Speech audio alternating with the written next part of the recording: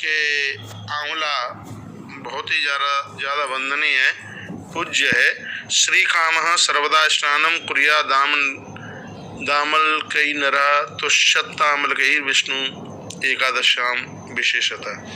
संपत्ति की कामना करने वाला व्यक्ति हरि का संतोष साधन करे एवं नवम्यां दर्शई सप्तम्यां संक्रांतौ रविवासरे चंद्र सूर्यो परागे च स्नानामामल के स्पजेत। यानी इसका वर्णन है कि भक्तों को चाहिए कि नवमी अमावस्या, सप्तमी, संक्रांति और रविवार इन दिनों में आंवले को वर्जित बताया गया। इन दिनों में आंवला का प्रयोग नहीं करना चाहिए। आंवले के वृक्ष के नीचे पिंडदान करते हैं, उससे पूर्वज तृप्त होते हैं। और जो आंवला को और तुलसी को कंठ में धारण करते हैं, बताया गया है कि केशव उस व्यक्ति के प्रति प्रसन्न होकर उनके शरीर में ही लौटते पीटते हैं, उनके यानी शरीर में ही भगवान वास करते हैं।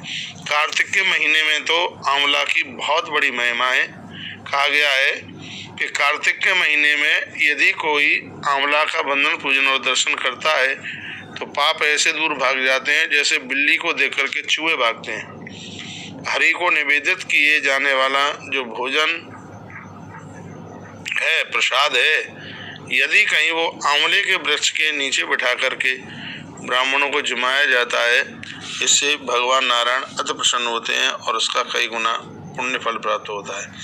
एवं कृते व्रतम विप्रा कार्तिके हरिवल्लभे। कार्तिक के महीने में तुलसी का बंधन पूजन, आंवला का बंधन पूजन सहस्रों यज्ञों के बराबर है। इसमें आंवला की महिमा में और भी बहुत कुछ कहा गया है। इसमें विविध प्रकार की कथाएं भी सुनाई गई हैं आंवला की महिमा में। तो मैं आप सभी भक्तों को ये बड़े आग्रह के साथ यह मैं निवेदन करना चाहूँगा कि आप आंवला वृक्ष के प्रति अपनी श्रद्धा रखें और आंवले के वृक्ष का पूजन भी करें, क्योंकि यह आंवला का वृक्ष है, इसको वैष्णव वृक्ष के नाम से जाना जाता है। ऐसा ग्रंथों में वर्णन है कि इसको वैष्णव वृक्ष के नाम से इसे जाना गया है और इसके स्मरण मात्र से गौदान जनित फल लाभ प्राप्त होते हैं। आंवले के वृक्ष का दर्शन करने से गौदान करने का सौभाग्य प्राप्त होता है, उतना फल मिलता है। इसको धात्री फल भी कहते हैं। ये सर्व पापहारिणी है। ये सर्व प्रियतन पूर्वक यदि इस धात्री वृक्ष की यानी आंवले के वृक्ष की सेवा की जाए तो भगवान विष्णु, पितामह ब्रह्मा, भगवान महादेव, ये सब उस व्यक्ति के हृदय में वास करते हैं। इसकी शाखाओं में 12 सूर्य, शाखाओं में पत्तों में अन्य देवता, मधुगण आदि देवता इसमें विराजित होते हैं। और ये धात्री फल यानी आंवला का फल सर्वदेवमयी है। समस्त प्रकार के अर्थ काम सिद्धि हेतु ये सदा सेवनीय है।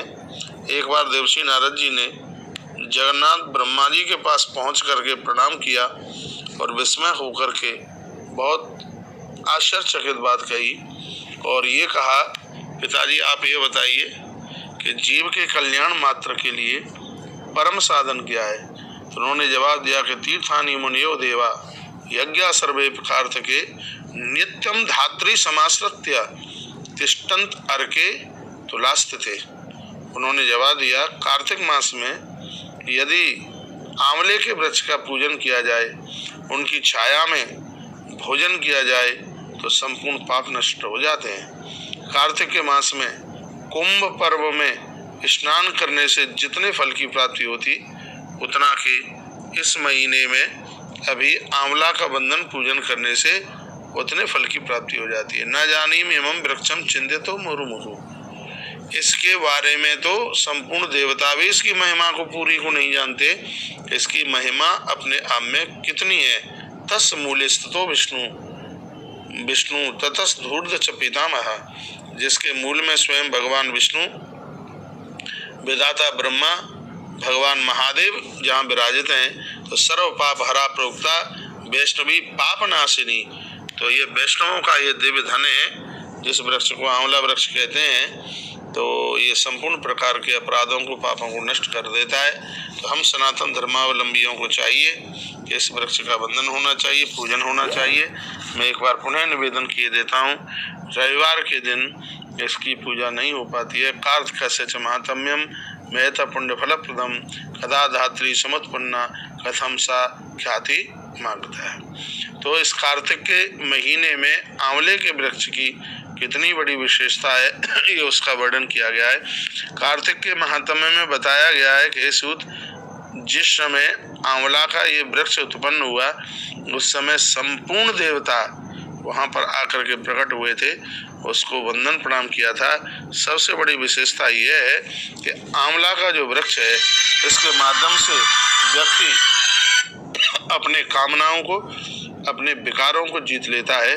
इसकी इतनी बड़ी महिमा है। वैकुंठ चतुर्दशी के दिन मानव आंवले की छाया में जाकर वहां राधा के साथ विष्णु की पूजा करे, 108 परिक्रमा करे और सुन लीजिए, साष्टांग बंधन में प्रणाम करे, परिक्रमा करके यथाशक्ति ब्राह्मण को भोजन करावे, तो इसका फल शब्दों में वर्णित नहीं किया जाता।